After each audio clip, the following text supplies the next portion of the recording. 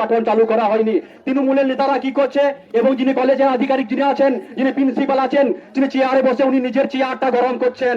আপনি চেয়ার গরম করতে থাকুন, এই আদিবাসীরা আপনাদের চেয়ার থেকে কিভাবে আপনাকে ছুঁড়ে ফেলতে হয় সেটা আদিবাসীরা জানে। কলেজের কেনিউর রেজিস্ট্রার যিনি আছেন চন্দ্রকোনার, ওনার কাছে গেছেন কিন্তু কোনো সদ উত্তর পাওয়া যায়নি। আজকে আমরা এখানে যারা এসে উপস্থিত হয়েছি, আজকে আদিবাসী সমাজের পক্ষ থেকে আজকে আমরা টিডিপি কলেজের প্রবেশদ্বারে আমাদের শক্তি প্রদর্শন করতে আমরা এখানে জমায়েত হইনি। আমরা এখানে এসে জমায়েত হয়েছি আমাদের যে দীর্ঘদিনের দাবি, যে সাংবিধানিক অধিকার, সাংবিধানিক মৌলিক অধিকার, সেই সাংবিধানিক মৌলিক অধিকার ফিরে পাওয়া লড়াইয়ের জন্য আজকে আমরা এখানে এসে জমায়েত হয়েছি। আমরা কলেজ প্রশাসনকে স্থানীয় কিছু সংগঠনের মাধ্যমে বারবার জানিয়েছি যাতে এই এলাকায় অনেক আদিবাসী মানুষজন আছে, তাদের ছেলে মেয়েরা সাঁওতালি ভাষায় অলচিকি হরফে পঠন পাঠন চালু করতে পারে এবং পড়তে পারে। আমাদের এই ন্যায্য দাবিকে অগ্রাহ্য করে আজকে কলেজ কর্তৃপক্ষ কোনো ইতিবাচক পদক্ষেপ গ্রহণ করেনি।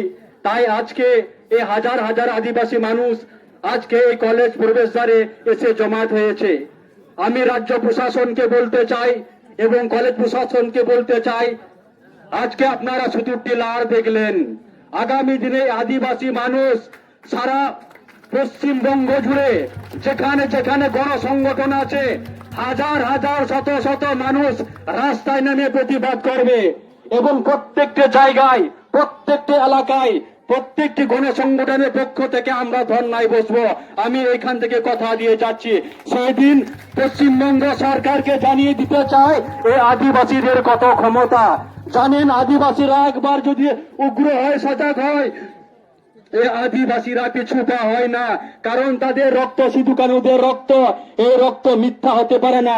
এই রক্ত মাথা উঁচু করে সামনের দিকে এগিয়ে লড়াই করে যাওয়ার সংগ্রামী রক্ত। তার কারণ আজকে যারা দীর্ঘদিন ধরে অনশন মঞ্চে, ধর্ণা মঞ্চে বসে আছে, তাদের যদি ধৈর্যের বাঁধ, ধৈর্যের সীমা ছাড়িয়ে যায়, কোন প্রশাসন, কোন আধিকারিক এই সমস্ত আদিবাসীদেরকে দমিয়ে রাখতে পারবে না। এবং সমগ্র যারা লড়াকু কর্মীবৃন্দ আছে, আদিবাসী মানুষের কণ্ঠ রোধ করা যাবে না। আদিবাসীরা জানে এই শিক্ষার জন্য আমরা 1 ইঞ্চি জমি ছাড়তে নারাজ, কারণ এটা আমাদের মৌলিক অধিকার। শিক্ষা অধিকার সকলেরই অধিকার। আবুন বাড়াই গিয়া যে সাঁওতালি ভাষায় পঠন পাঠন চালুতে না লাগিয়ে দীর্ঘ আন্দোলন চালাকানা পশ্চিমবঙ্গ সরকারের যিনি মসনদে বসে আছেন মাননীয় মুখ্যমন্ত্রী মমতা বন্দ্যোপাধ্যায়, উনি বলছেন আমি শিক্ষার ক্ষেত্রে কোনো কার্পণ্য করি না। বাস্তবে আমরা আঙুল দিয়ে দেখিয়ে দিতে পারবো এই টিডিপি কলেজে এখনো পর্যন্ত সাঁওতালি ভাষায় পঠন পাঠন চালু করা হয়নি। তৃণমূলের নেতারা কি করছে এবং যিনি কলেজের আধিকারিক যিনি আছেন, যিনি প্রিন্সিপাল আছেন, যিনি চেয়ারে বসে উনি নিজের চেয়ারটা গরম করছেন। আপনি চেয়ার গরম করতে থাকুন, এই আদিবাসীরা আপনাদের চেয়ার থেকে কিভাবে আপনাকে ছুঁড়ে ফেলতে হয় সেটা আদিবাসীরা জানে। সবে আমরা শুরু করেছি, সবে তো সকাল হয়েছে। আজকে কয়েকটি গণসংগঠন এখানে সামিল হয়েছে। প্রথমে একটা গণসংগঠন দিশম আদিবাসী গাঁথা এবং ফাইট ফর মাদার টাং, তারা তাদের নেতৃত্বে সংগ্রাম শুরু হয়েছিল। আজকে দিকে দিকে এই সংগ্রাম শুধু আজকে পশ্চিম বর্ধমান থেকে নয়, পূর্ব বর্ধমান, বীরভূম, পুরুলিয়া, বাঁকুড়া, সারা পশ্চিমবঙ্গে এই আন্দোলনে আগুন ছড়িয়ে পড়ছে। যদি অবিলম্বে এই আমাদের দাবি পূরণ না করা হয়, প্রত্যেকটা জেলায়, প্রত্যেকটা রাজ্যে এর আন্দোলন ছড়িয়ে পড়বে, তখন বুঝতে পারবে এই কলেজ প্রশাসন একটি ছোট্ট দাবির জন্য সারা পশ্চিমবঙ্গের রাস্তা তখন আমরা অবরোধ করব। সেদিন আমরা দেখিয়ে দেবো সেই আদিবাসীদের ক্ষমতা। আদিবাসীরা আমরা পেছু পা হতে আসিনি, এখানে আমাদের পাণ্ডিত্য ক্ষমতা প্রদর্শন করতে আসিনি। আমাদের যে ন্যায্য অধিকার, সেই ন্যায্য অধিকার ফিরে পাওয়ার আন্দোলনের লড়াই আমরা শুরু করেছি। আমরা পশ্চিম বর্ধমান, আমরা টিডিপি কলেজের প্রবেশদ্বার থেকে। আমি সমগ্র লড়াকু কর্মী বৃন্দদেরকে বলতে চাই, আপনারা ভয় খাবেন না, আপনারা পিছু পা হবেন না। সারা পশ্চিমবঙ্গে যারা যে সমস্ত মানুষজন এই আদিবাসী মানুষদের জন্য লড়াই সংগ্রাম করে, প্রয়োজনে প্রত্যেকটি আদিবাসী গণসংগঠনকে আবার এখানে ডাকা হবে, তখন আবার পুনরায় এই সংগ্রাম চলতে থাকবে। আমি প্রত্যেকটা মানুষ, প্রত্যেকটা গণসংগঠনকে ফুলসই জোহার জানাই। তার সঙ্গে আগামী দিনে যে কর্মসূচি, আগামী দিনে এই কর্মসূচিকে যেন আমরা এই পশ্চিম বর্ধমান থেকে কলকাতায় রাজপথ পর্যন্ত পৌঁছে দিতে পারি, তার জন্য সবাই অঙ্গীকার হন। শুধু আজকে এখান থেকে বক্তব্য শুনে যে বাড়িতে ঘুমাবো সেটা করলে হবে না। আজকে এখান থেকে সবাইকে প্রতিশ্রুতি নিতে হবে, সবাইকে শপথ নিতে হবে। এই আন্দোলন এই পশ্চিম বর্ধমানের মাটি থেকে শুরু হয়েছে, শেষ হবে আগামী ভবিষ্যৎ প্রজন্মের জন্য যে লড়াই এই কলকাতায় রাজপথে নবান্নতে প্রয়োজন বোধে আমরা বিধানসভা ঘেরাওয়ের প্রতিশ্রুতি দেব। এই আদিবাসীদের ক্ষমতা, এই আদিবাসীদের শক্তি আপনারা এখন ঝুঁকিয়ে রাখুন, ডিপোজিট করে রাখুন। আগামী দিনে এই শক্তি আমাদের কাজে লাগবে। আমি সকলকে সংগ্রামী অভিনন্দন জানিয়ে আমার ক্ষুদ্র বক্তব্য আমি এখানে শেষ করলাম। সবাইকে জোহার। আপনারা সকলেই জানেন,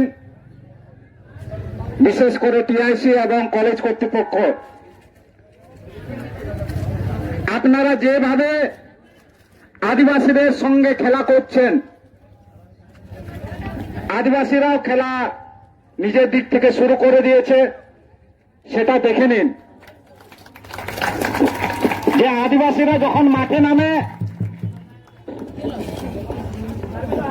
তারা জিতে আসে, সেটা আপনারা ইতিহাস ঘেটে দেখবেন। সেটা তিলকা বাবা হোক, সেটা সিধু কানু চাঁদ ভৈরব হোক, সেটা বর্তমানকালে আমাদের বিশম আদিবাসী গাঁওতা, ফাইট ফর মাদার টাং এবং এই এলাকার বিভিন্ন আদিবাসী সংগঠন, তারা যেভাবে নিজের মাতৃভাষার শিক্ষার জন্য পথে নেমে লড়াই করছেন আপনারা দেখেছেন। আমরা বলতে চাই, আমরা ছোটবেলায় একটা বাংলা কবিতা পড়েছিলাম, উলঙ্গ রাজা। এই 28 তারিখ থেকে আজ পর্যন্ত কলেজ কর্তৃপক্ষ সে উলঙ্গ রাজায় আছে, সে উলঙ্গ রাজায় আছে।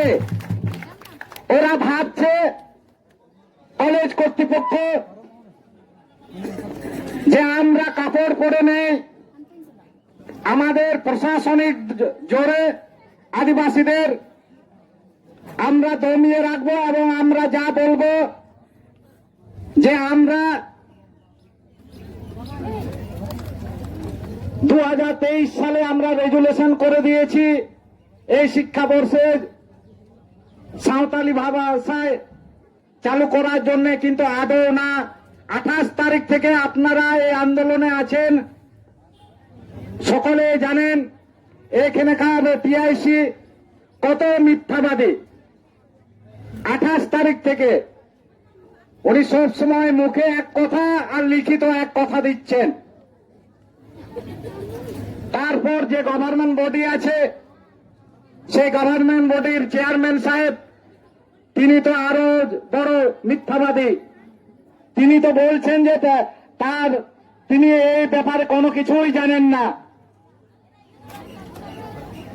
অবাক লাগে একটা কলেজ কর্তৃপক্ষের যে চেয়ারম্যান, সে যে কলেজে কি কাজ হচ্ছে, কোথায় রিক্রুটমেন্ট হচ্ছে, কি ডেপুটেশন দেওয়া হচ্ছে, সে নিয়ে ওর কোনো জানা নেই। তিনি সেদিনও বসেছিলেন আমাদের প্রতিনিধির সঙ্গে, তিনি বলেছিলেন যে আমরা আজকে পাঠিয়ে দিচ্ছি যাতে এই শিক্ষাবর্ষে সাঁওতালি বিভাগটা চালু হয়। আমাদের প্রতিনিধি, আমরা চেয়েছিলাম যে আপনি ডকুমেন্টস দেখান যে আপনি উচ্চতর কর্তৃপক্ষকে এখানে মাতৃভাষায় সাঁওতালি ভাষায় শিক্ষা চালুর জন্য আপনি চিঠি দিয়েছেন, কিন্তু আজ অবধি তিনি সেই ডকুমেন্টস দেখাতে পারেননি। আমাদের প্রতিনিধিরা, শৈলমান্না বলেছেন, আমাদের প্রতিনিধিরা ডিএম সাহেবের কাছে গিয়েছেন, কলেজের কেনিউর রেজিস্ট্রার যিনি আছেন চন্দরকোনার, ওনার কাছে গেছেন, কিন্তু কোনো সদ উত্তর পাওয়া যায়নি। এই যে আদিবাসীদের শিক্ষা নিয়ে ছিনিমিনি খেলা হচ্ছে। এটা আমরা আদিবাসী হয়ে একেবারে মানতে চাই না, আমি মেনেও নেব না। আমরা একটাই কথা এখানে থেকে বলতে চাই যে এই শিক্ষাবর্ষ থেকে আপনাকে এই সাঁওতালি বিভাগ চালু করতে হবে, নতুবা আমাদের আন্দোলন চলবে, আরো তীব্রতর হবে। দেখবো প্রশাসনকে আমাদের জোর বেশি না ওনাদের জোর বেশি, আমরা এটা দেখেই ছাড়বো। এই বলে সকলকে আরো একবার হুল জোহার জানিয়ে আমি আমার বক্তব্য এখানে শেষ করছি।